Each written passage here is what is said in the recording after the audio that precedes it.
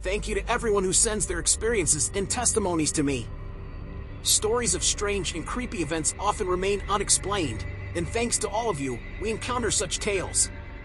Today, we have a story that crosses the line between what should be sacred and something completely opposite, terrifying. I won't keep you waiting any longer. Let's take a moment to disconnect from the stress and rush of the outside world. Get comfortable, prepare your favorite drink, and join us on a journey to Veracruz, Mexico. A person who prefers to remain anonymous for understandable reasons shared this story. Tonight, I'll tell you something that most people won't believe. Almost no one does, and I don't blame them. It's the most surreal experience I wish I hadn't lived through. I'll start by saying that when I worked as a snack delivery driver in the stores of Catemaco, where I lived many years ago, it was rare for us to be assigned a different route. We had established relationships with our clients, and the company preferred that we maintain healthy relationships with them. Only when a colleague needed support or didn't show up for work was I sent to another area. This is what led to the story I'm about to tell, which happened in 1999. I haven't forgotten it since a colleague was incapacitated, and we took turns covering his route, which no one wanted to do because it meant going to the towns outside of Catemaco, making our days longer. At that time, I was deeply involved with the Catholic Church. Though I am still religious, I was more involved back then, participating in retreats, rosaries, and other parish activities. We were organizing a spiritual retreat for married couples, which involved several days of disconnection from everything to reconnect with God through various activities. The retreat was planned at a location that had to be remodeled at the last minute, disrupting our plans. Coincidentally, the route I was covering took me near the retreat site, located in Tabanca, several kilometers from my city along the edge of Lake Catemaco. While passing through the area to speak with the priest of a church we knew, we noticed another small, hidden parish in the woods. It was a discreet place we hadn't known about but thought it might be a good backup option. The mist in the area made it hard to see clearly, so we decided to visit the known priest first. After discussing the retreat details with the priest, we asked him about the hidden church. He looked puzzled, not recognizing it. He made some calls but couldn't find anyone who knew about it. He suggested we visit the place and ask around, sending one of his seminarians with us. We arrived and parked a few meters from the church, then walked through a grassy path. As we approached, we noticed the church looked decrepit, with worn-out paint and a foul smell. However, a plaque by the door caught our attention. The seminarian noted the strange inscription, which didn't seem like Latin. As we entered, the interior was in better condition than the exterior but filled with disturbing, blasphemous art. Despite the unsettling atmosphere, we didn't see anyone inside until a deep voice from a second floor spoke to us, acknowledging our confusion.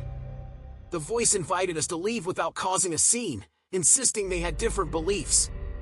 When my companion asked about their practices, the unseen man claimed they could offer wealth, stability, health, and happiness if we changed our beliefs. Feeling deeply uncomfortable, we left quickly, hearing the man shouting that he'd be waiting for us. As we exited, we heard heavy footsteps like a horse running on the second floor, which made us hurry even more. We safely returned to Catemaco, scared and unsure whether to talk about what had happened.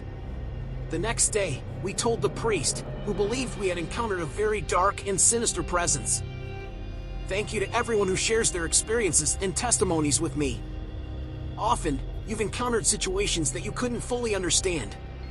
It's through your stories that we discover strange and sometimes frightening events. Today, we have another such tale to share.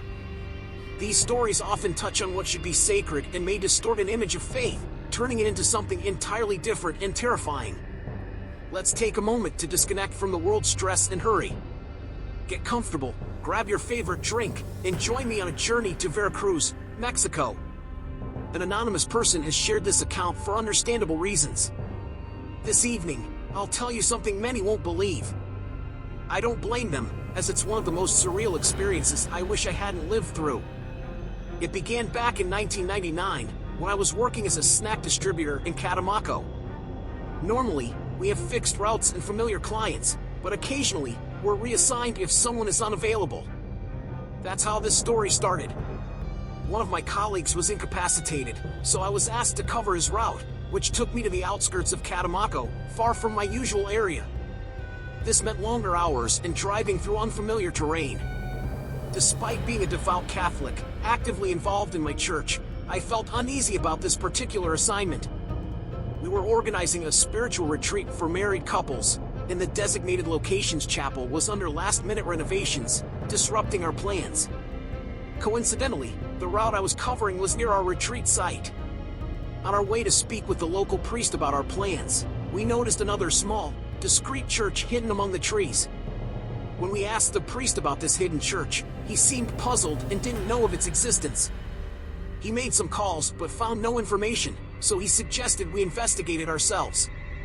Along with a young seminarian, we decided to explore this mysterious church.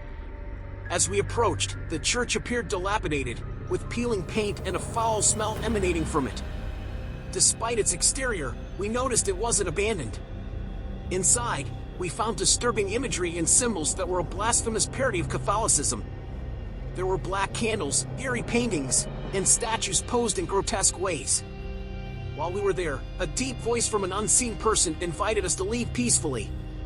This voice claimed they had different beliefs and hinted at offering us material and spiritual gains if we abandoned our faith.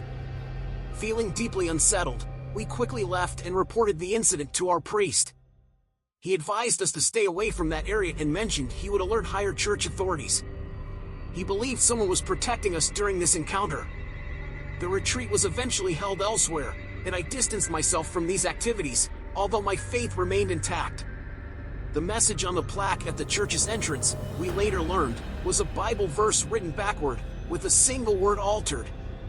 It was a chilling reminder of the surreal and dark experience we had encountered.